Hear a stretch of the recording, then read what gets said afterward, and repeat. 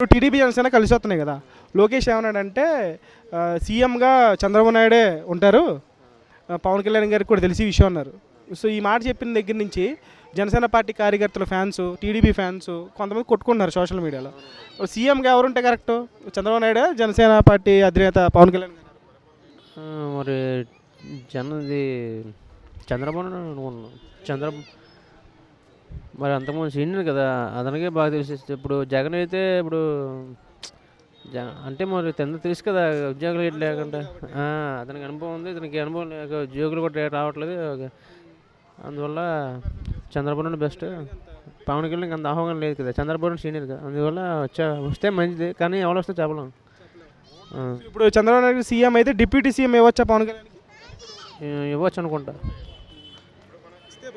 ఇస్తే బాగుంటుంది. First time chance ఇస్తే బాగుంటుంది.